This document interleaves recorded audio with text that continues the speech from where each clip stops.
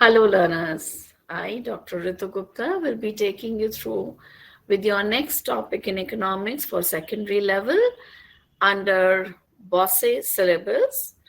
BOSSE, that is Board of Skill Education, Board of Skill, Open Schooling and Skill Education, Sikkim. Now, today's topic, as you know, is India till 1950. So, what was India till 1950? To understand this, I have helped make a PowerPoint presentation from your screen, and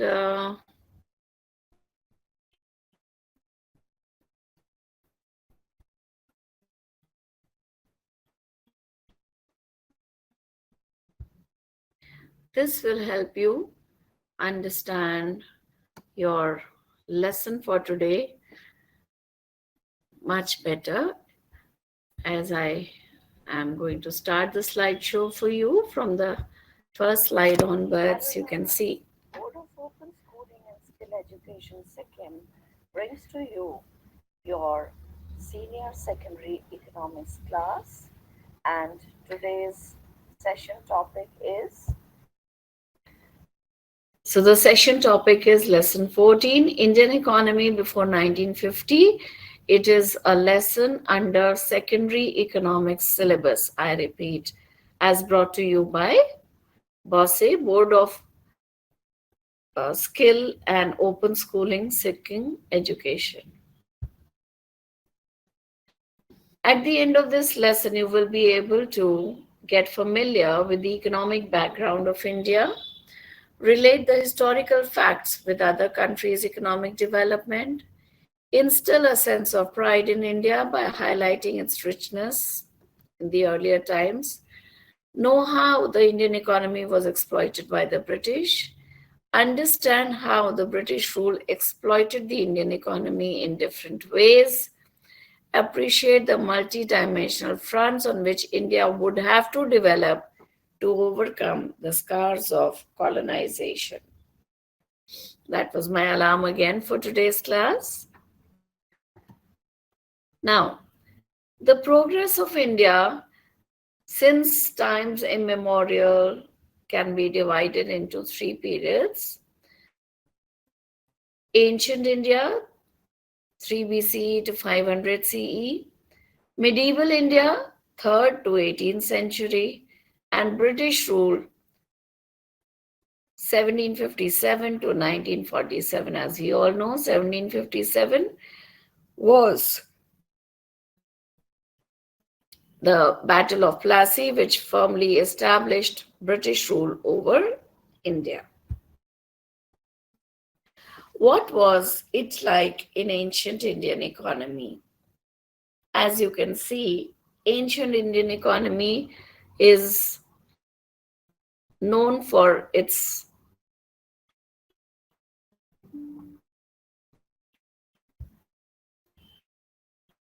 well-planned structure.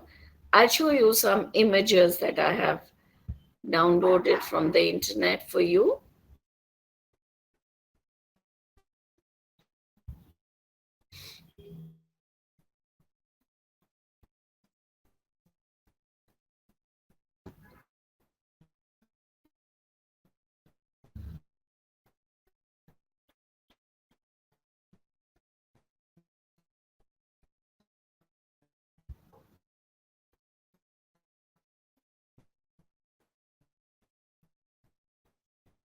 I'll share this with you.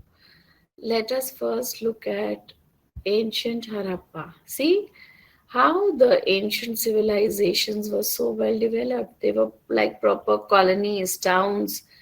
Imagine this development. They were structures, and it stretched from, there was this common bath, which is still practiced in Italy, if you know. The Indus Valley civilization, as you can see in this image, it was across present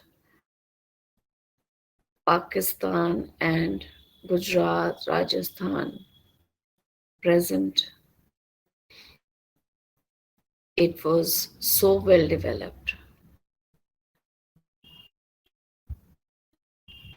Look at the proper buildings over there in Harappa.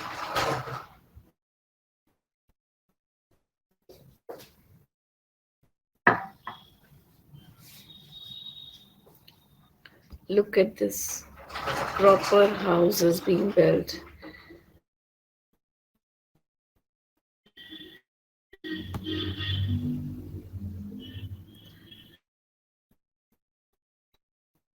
Indus Valley. Again, you can see all kinds of images.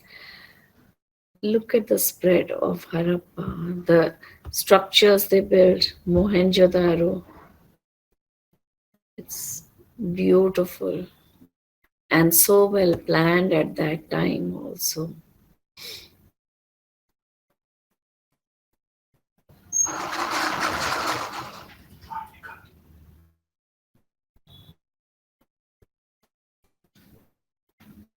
They were such well planned cities. Yeah. See this. This is how it must be looking as a proper settlement. Okay. So from here we go back to our lesson.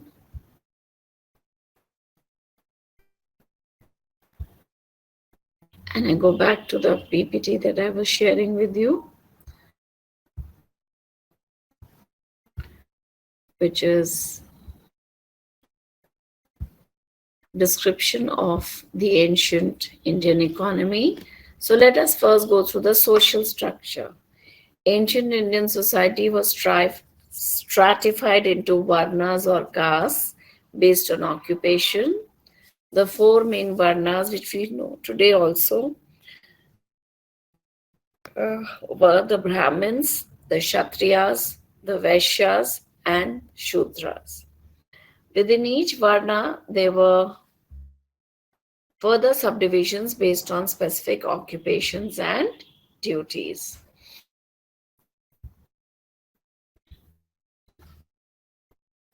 The economic activities.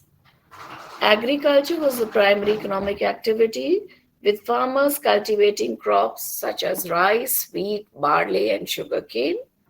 Trade and commerce flourished, with ancient India being a hub of trade routes, connecting it to regions like Central Asia, China, and the Mediterranean.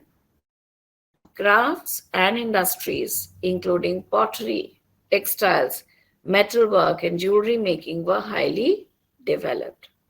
So imagine agriculture had so many crops being grown under trade and commerce. Trade and commerce with Indian settlements was flourishing. It was being connected to regions like Central Asia, which is China, and on the left side, the Mediterranean, the west side. Crafts and industries such as pottery, textiles, metalwork, and jewelry making were highly developed.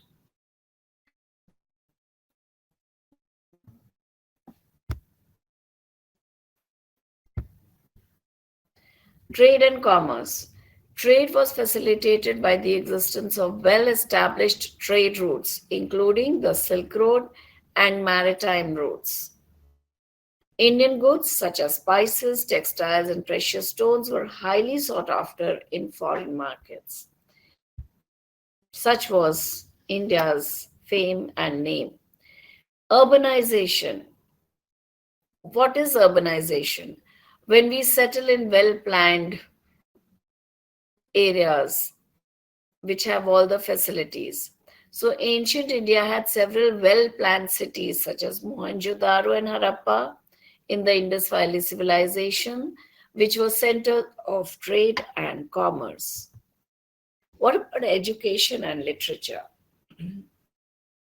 Education was highly valued, with centers of learning such as Nalanda and Taxila attracting scholars from around the world. If you remember, there is talk of Nalanda University and Taxila University in Chandragupta Maurya's. There's even a serial on television, which I remember seeing. So there's a real mention, and if you want to understand ancient India, just watch that. Literature, including epics like the Ramayana and the Mahabharata, provided insights into the socio-economic conditions of the time. Governance and administration.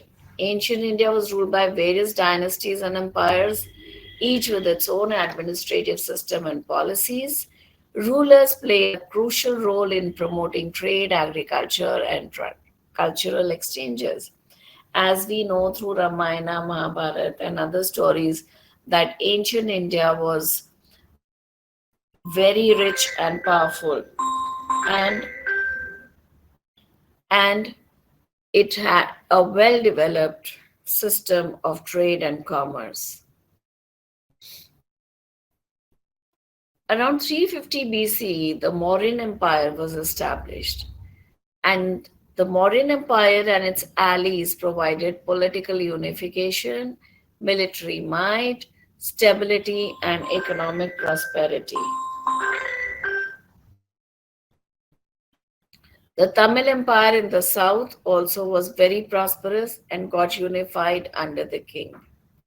Indians in ancient times had trade contacts with far off lands like the Middle East, the Roman Empire, and the Southeast Asia. Indians had also set up many trading colonies in other countries, that is, during the Mauryan Empire. The Mauryan Empire dominated ancient India from 322 BCE to 187 BCE, roughly, under the great king Chandragupta Maurya. It became one of the largest empires of its time. Pataliputra, now Patna, was the capital city of the empire. What about economic development in the Mauryan Empire?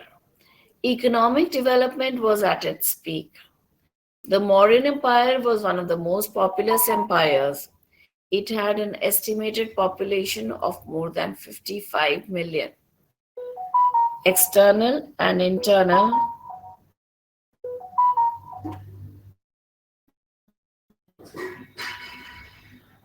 trade and agriculture were prosperous. This was due to the single and organized system of security, finance, and administration prevailing due to the peace and security for approximately half a century. So, had a large population, there was external and internal trade and agriculture, and there was a single organized system of security, finance, and administration. There was peace and prosperity throughout for half a century. Forests were a great source for the Mauryas.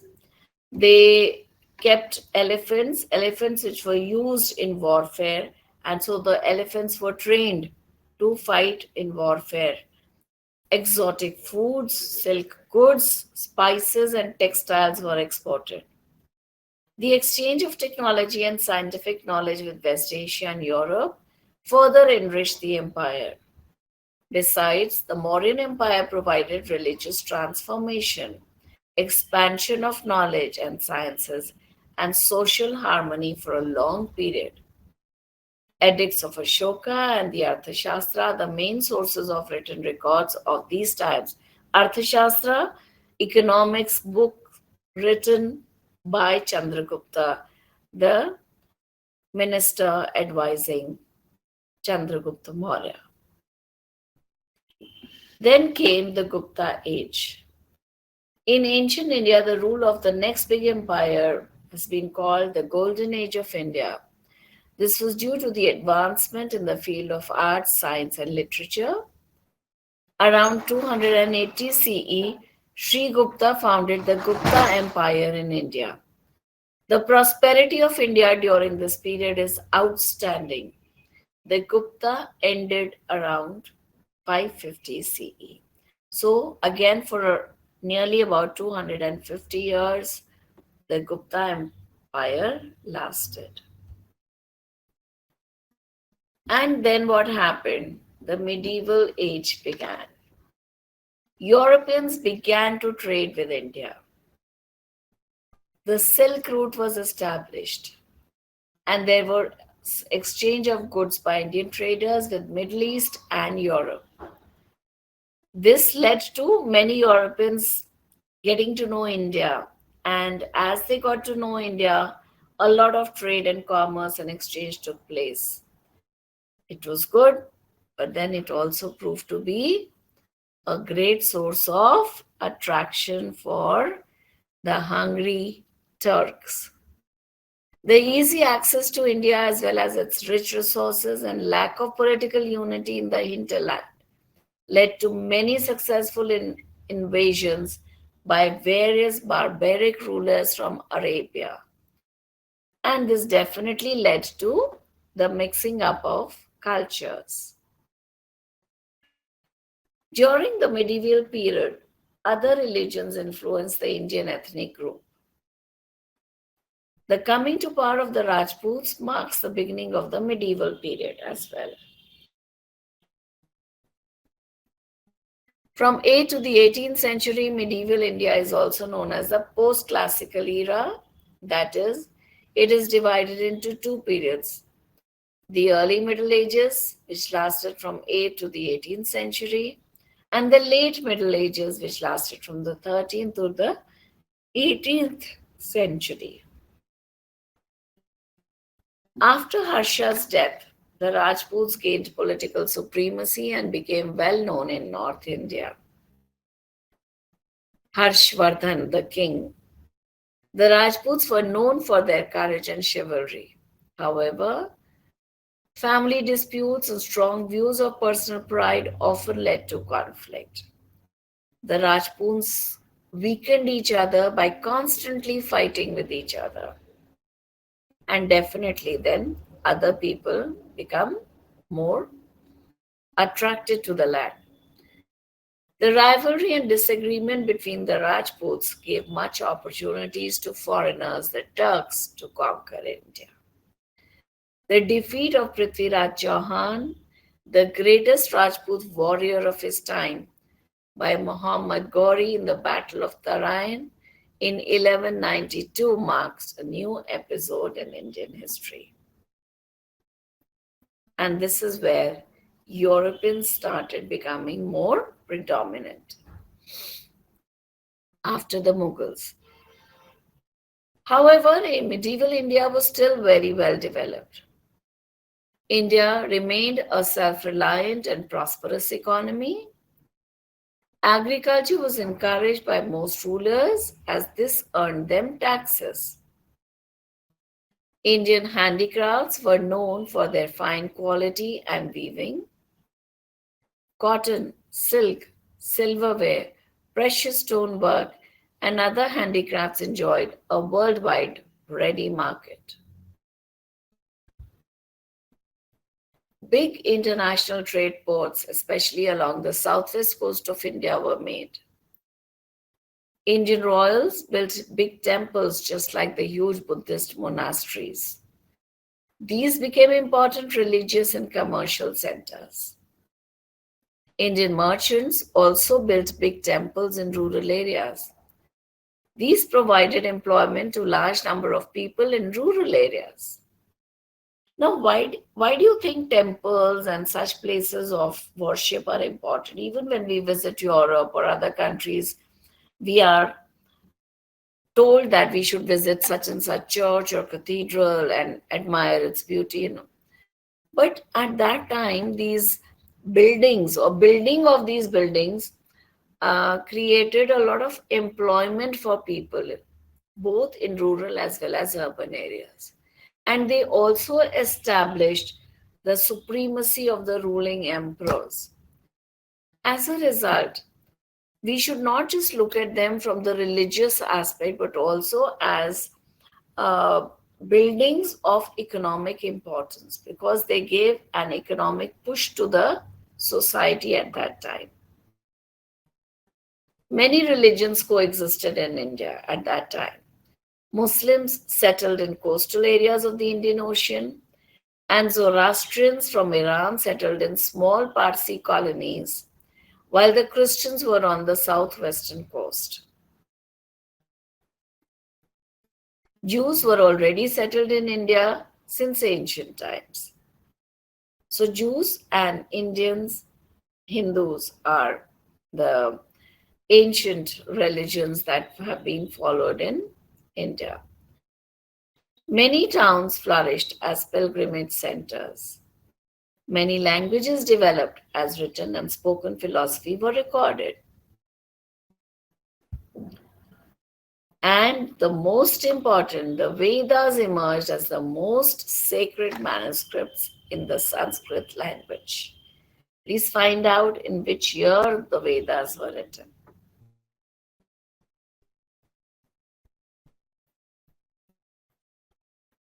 Then came the beginning of the British Empire.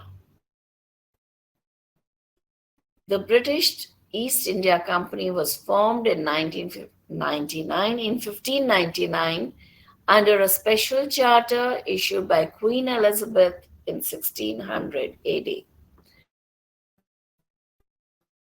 Now, I would like to take you back a little to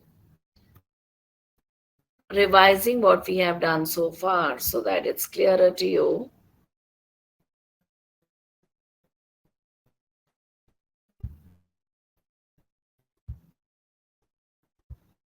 I hope my PowerPoint was visible to you all.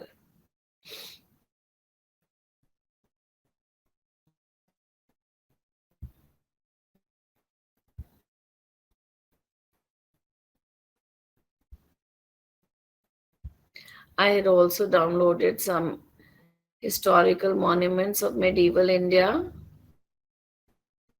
These are under the Mughals,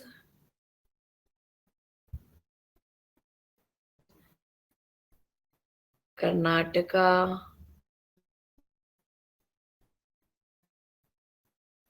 the Rats,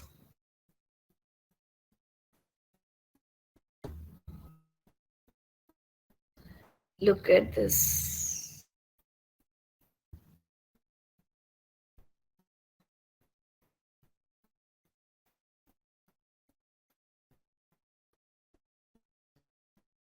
Meenakshi temple, Sun temple, so many temples were built at that time. Okay, now we close this and we come to, okay.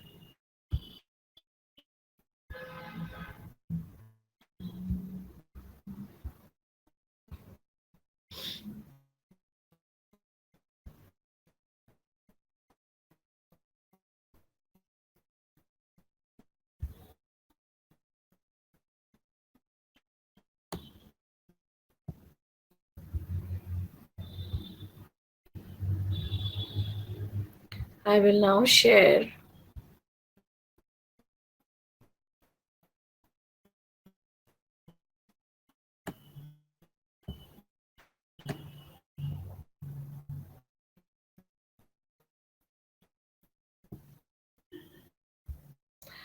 the learning material that has been provided to you by BOSSE, and we go through it quickly.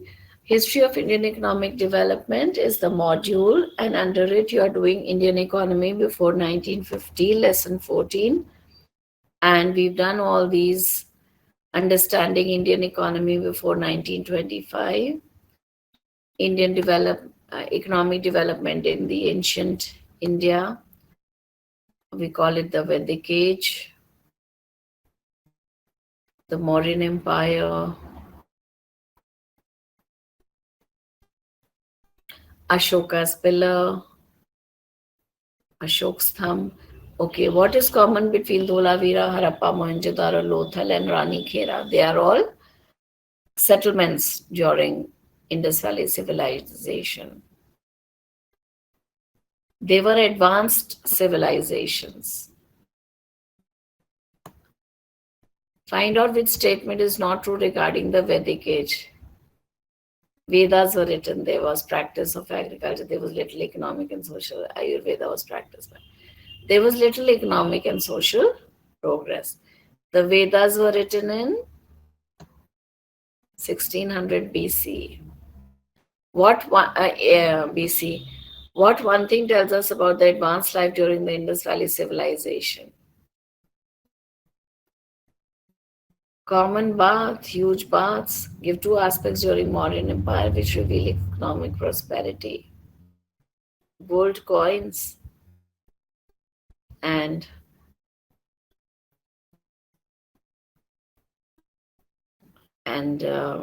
unified administration and organization, centralized.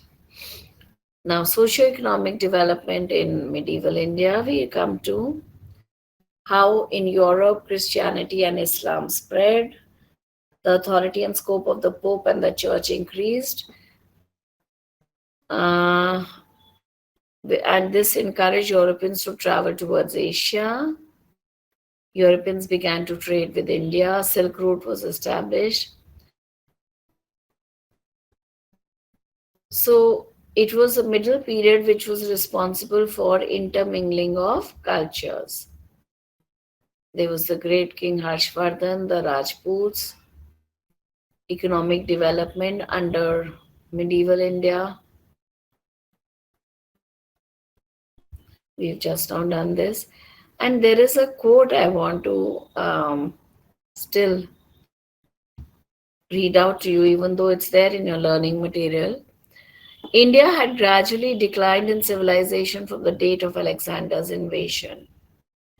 That was somewhere in the beginning of the medieval period. But we have abundant testimony to prove that at this date and for centuries before it, her people enjoyed a high degree of prosperity, which continued to the breaking up of the Mughal Empire early in the 18th century. So, throughout, even after Mughal invasions, even after Alexander's invasion, even after breakdown of kingdoms and into small kingdoms by the Rajputs, still India was prosperous and people were highly developed.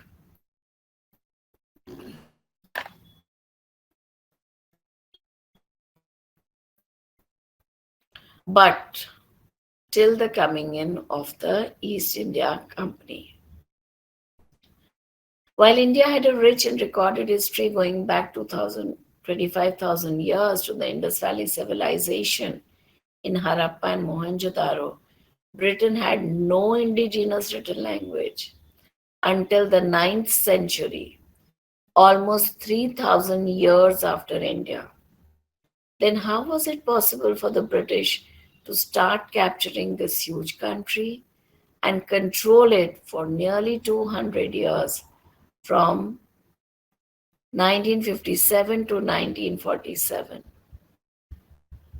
They had more economic power, better weapons, and certain European confidence, which allowed them to slowly permeate into the Indian subcontinent till it was ruling the huge nation. Even under the reign of the most cruel, greedy, and tyrannical Muslim kings such as Tughlaqs, Khaljis, Lodhis, and Aurangzeb, the people of India's villages continued in their age-old ways and economic production. So they did not interfere with the life of the people, but they actually took care of the people. This is because the Muslim invaders did not interfere with the village system. It took Britain's colonial wrecking machine to bring down India. The main purpose of establishing the British rule in 1957 was in 1757 was to use Indian economy as a feeder economy for the development of India, for the development of Britain. So Britain was using Indian economy as a feeder economy. Indian economy was having an unlimited supply of rich resources, which the British gradually repatriated into Britain, took back. Repatriation, took back. And this was done gradually over the years. They made Indians feel as inferior and they ruled over Indians as if they were a superior race. Industrialization, which occurred in Europe because of this imperialism of Britain, did not benefit India. India became a colonial economy while Britain the imperial economy. And this happened by their political and social suppression.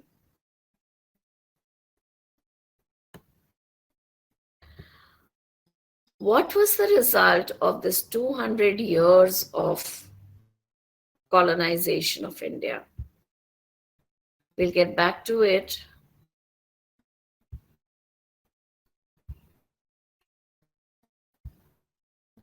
Let us now go back to the PPT, the British rule.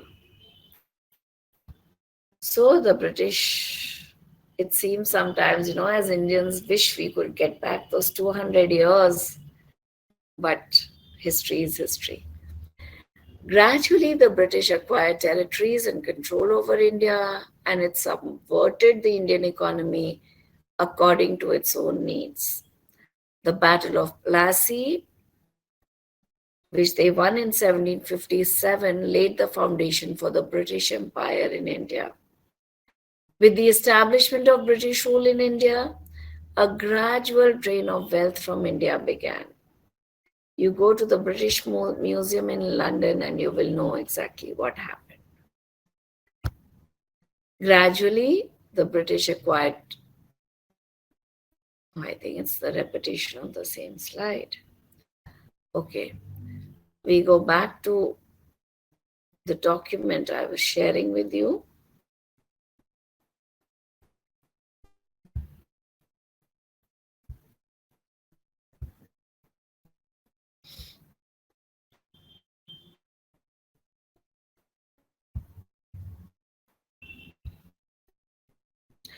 The British then left India in 1947 as a colonial economy, which was just a feeder economy.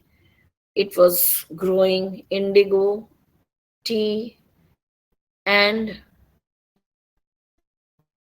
its population was not educated. It was supplying jute to various industries. It was supplying cotton to various textile industries of Britain and so on. So, and on the other hand, it became a ready market for the British machine made goods. So it was a double problem created for India. At one place, they were taking the raw material, taking it to Britain, and the raw material which was being utilized to make finished goods was being brought back to India, and Indians were paying a heavy price for it. But it was a ready market for India. Our handicrafts lost. So many bad things happened to India during that rule. India became a backward economy, a stagnant economy because industries were neglected. Agriculture became overcrowded because handicraftsmen were pushed back into agriculture. There were no industries growing in India. British were not interested in setting up any industries in India. And so India did not record an increase in its per capita income. It became a stagnant nation. India was a lopsided economy.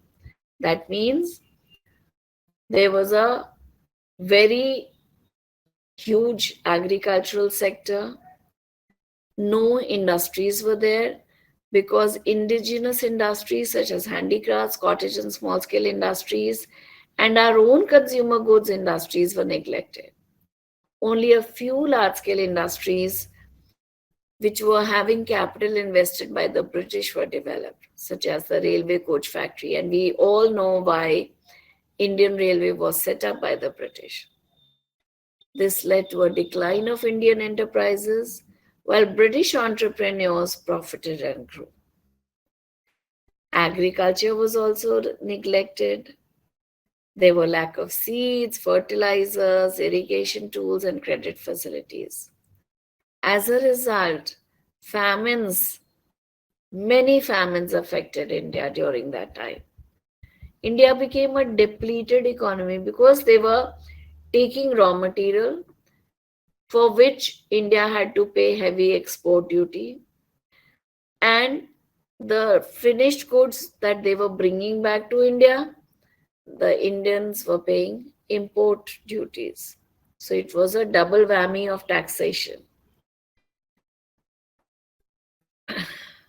All the coaches, railway tracks, and everything they did was to serve British interests. The Indian treasury was drained in the name of such high taxes, to the extent that they call it the drain theory, as given by Dadabhai Naoroji, the famous economist at that time, and Poverty and Un-British Rule in India, his book. This was broad daylight robbery. That's what many economists today call it. Indian economy became dependent economy. A once self-reliant economy now depended on Britain and other countries for food, raw material, machinery, equipment, etc. India's GDP growth rate fell steadily. Let us look at this table here. It is such a gross negligence of the economy.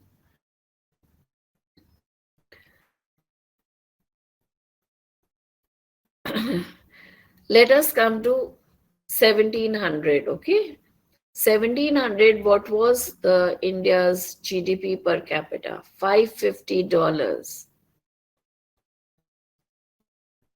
And it had 25% of, or 22.25% of world GDP. And this within the British rule in 1950 fell down to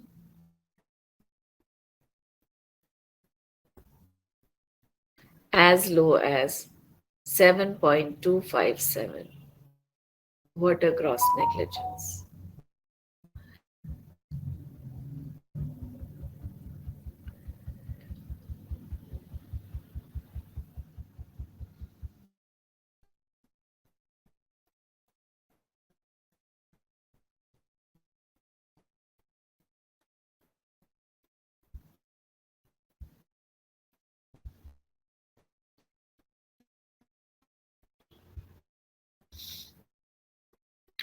Now we go to understand the features of Indian economy at the time of independence.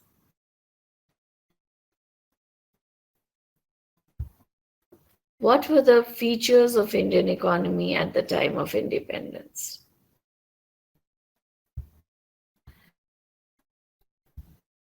We all should know this because then only we will appreciate the development efforts taken by India since independence.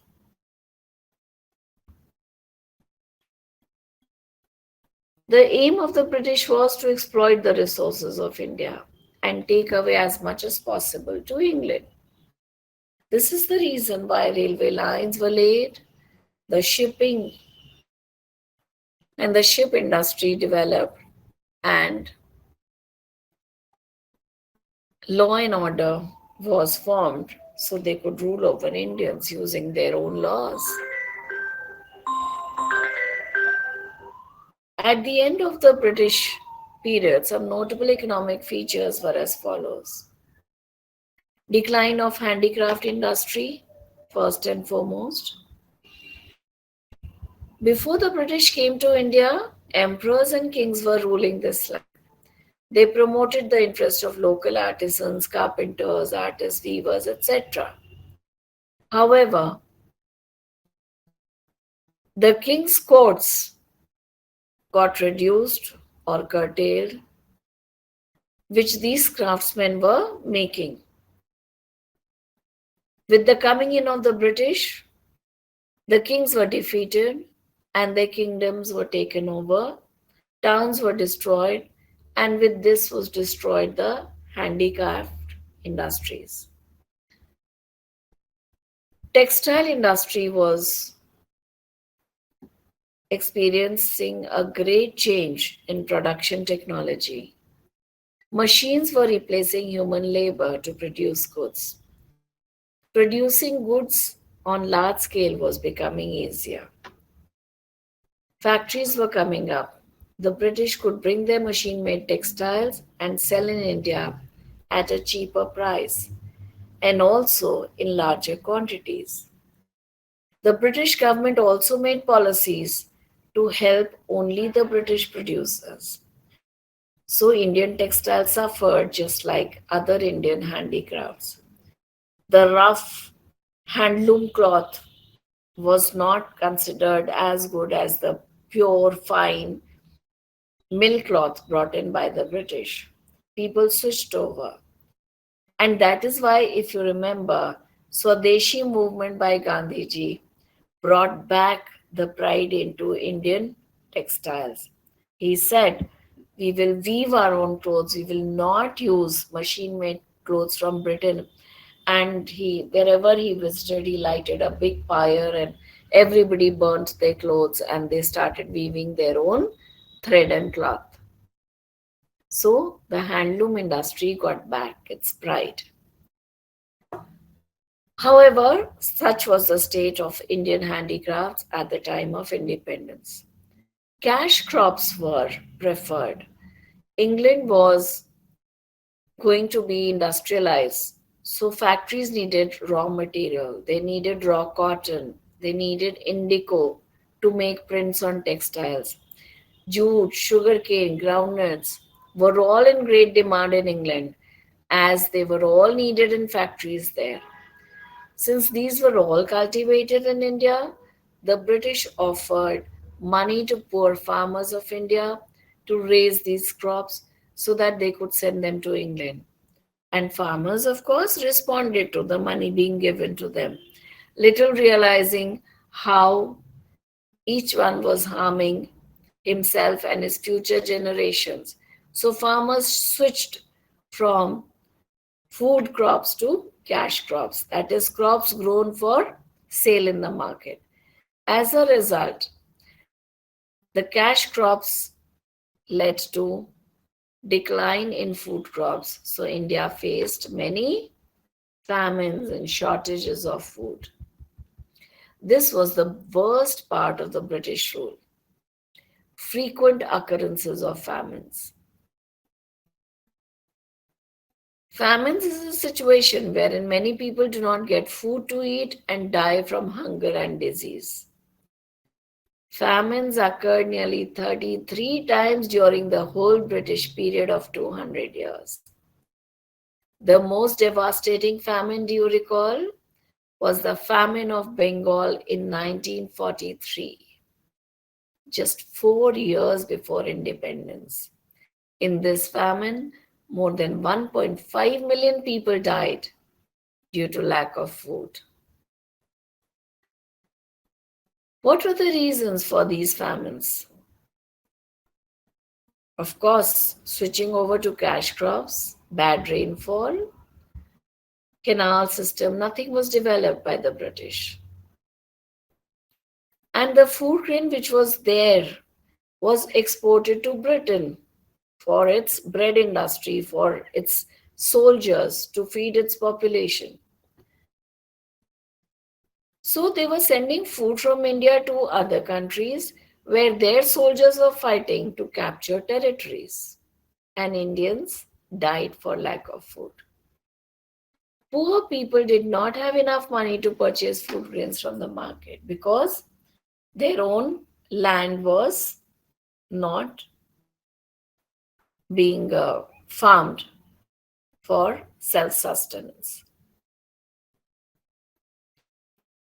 The intermediary system was established in Indian agriculture.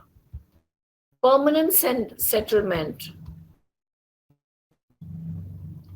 to collect revenue from land was legalized by British.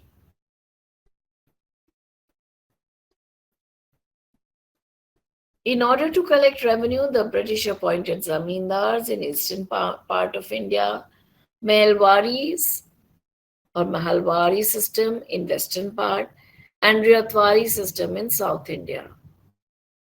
These were intermediaries which were acting on behalf of the British government, and they were intermediaries between the common people and the British government. Their job was to collect revenue in the form of rent, tax, etc., from the villagers, farmers, and other households and submit this revenue to the government. So many Indian movies have been made depicting the plight of the poor Indian farmers at this time. You can see Mother India, the award winning film of those times. You can see the more current one, Lagan, and so many others that are coming up recently that are telling us this true story now of how Britain exploited India. Even at the time of a poor harvest, Lagan or taxes were collected from the farmers. And there was no mercy shown, the taxes were not reduced. The British government also gave the running of administration to the zamindars who used force and took away belongings of persons who failed to give revenue.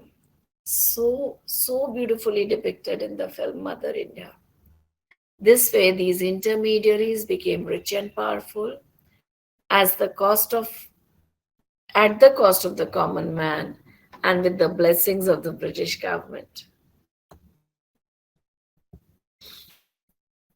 So, how did the Indian economy come across? What were the features of the Indian economy at the time of independence? The Indian economy had a low level of per capita income.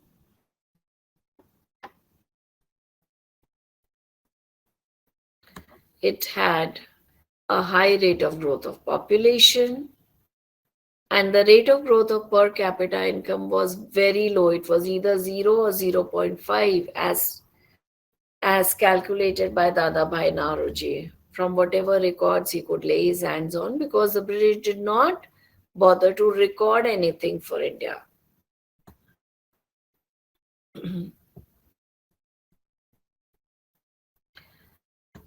And India still reels from under the pressure. At the time of independence, the population was high. It was 1.21 billion in 1947. And now India remains as the most populous country in the world. This means there were more mouths to be fed, more goods to be provided, and more of everything to be given to the people. So, where would be the savings of the government to raise various capital infrastructures?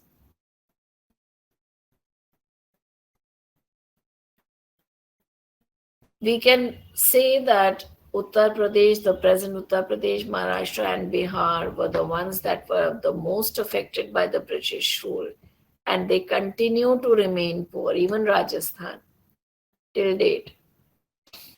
There was heavy existence of poverty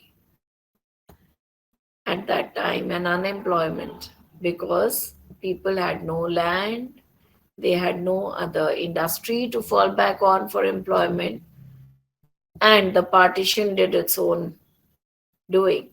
So many people were displaced. There was heavy dependence on agriculture. In 1947, nearly 70% of the population was depending on agriculture. So India had a lot to achieve, and hence we can say that in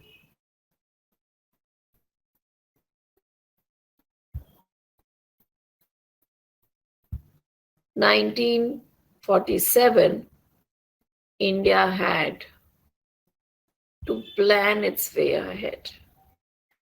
I come back to the material provided to you. At the time of India, as independence, India had a low level of economic development, low rate of growth of agriculture. There was commercialization of agriculture. India was more of a rural economy as nearly 85% of the population lived in its villages. There was hardly any village industries. Zamindari system was introduced. Frequent famines happened. There was lack of industrial growth. Very few modern industries. It was in 1907 that Jamshedji Tata established the Tata Iron and Steel industry in India. There was dominance of trading and money lending class. India had mostly industries that were agro based and traditional. Modern industries that would have generated a lot of employment were still not there. Occupational structure was such that nearly 70% of the population was depending on agriculture, and the productivity of these people in agriculture was low as agriculture was highly overcrowded. Foreign trade was typical of a dependent economy. India was exporting raw material and primary products and importing finished goods such as clothes, machine made goods for consumption, and capital goods for industries. More than 50% of India's trade was with Britain, so there was monopoly control by Britain over India's exports and imports.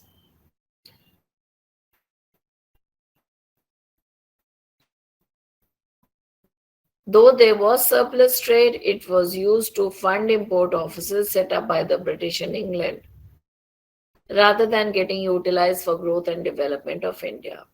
There was a constant drain of wealth during the British rule from India to England, and not to speak of the demographic situation. India was in the most populous state of its demographic transition when it got independence. There was high level of illiteracy, high mortality rate, low life expectancy, and widespread poverty. So the colonial rule actually worsened the life of the people of India. There was hardly any infrastructural development.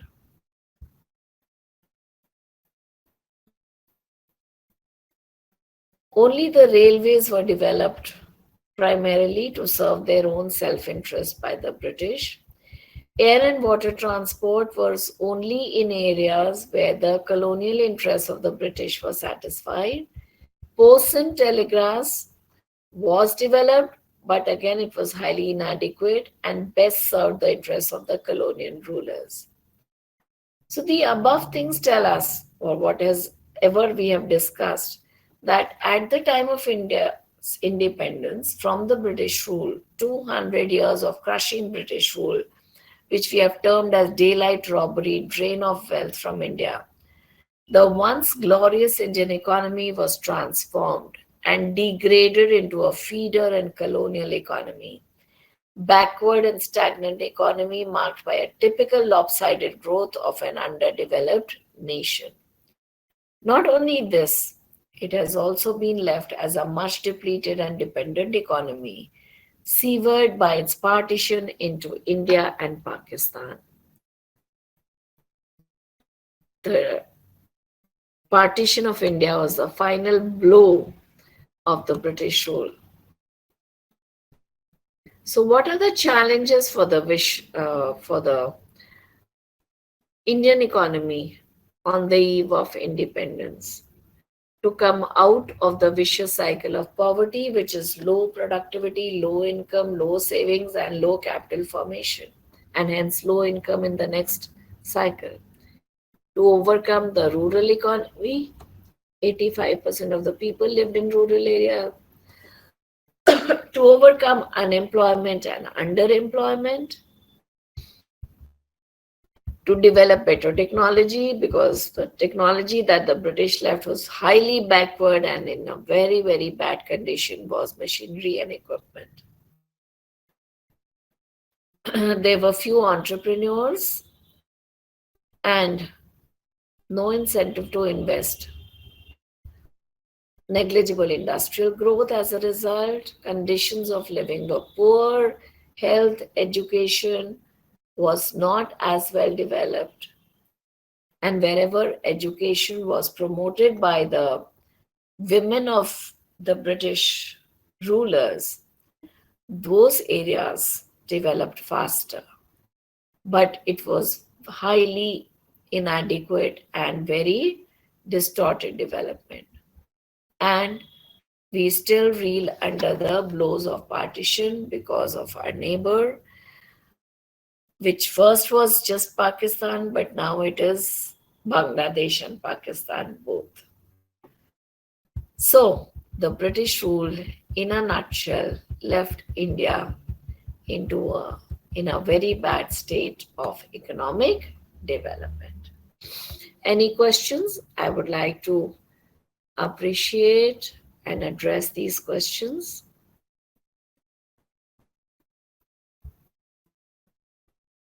Anyone here?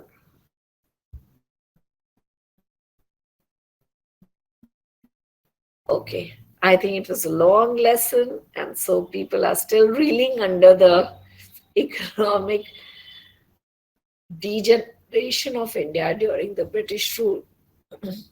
So, with this, I end today's lesson for you.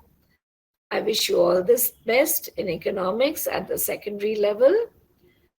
And let me just share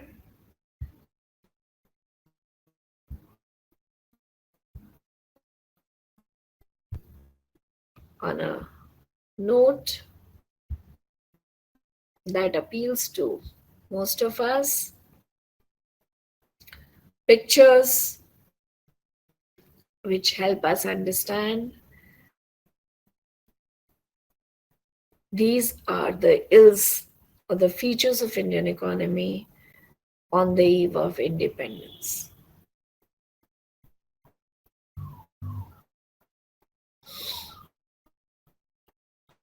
Such was the low productivity, 70% of population and contributing only 56.6% of the GDP.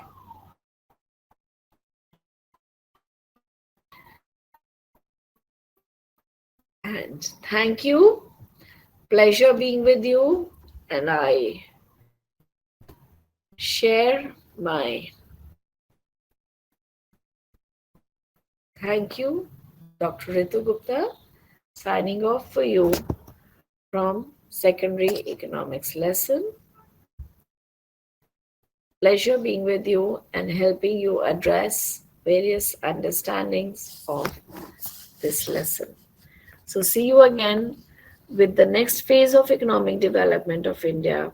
Remember, we have now reached economic development, history of economic development of India. We have today covered ancient India, medieval India, and India under the British rule, and what was the state of the Indian economy when the British finally left India in 1947. So goodbye and good luck. Thank you so much.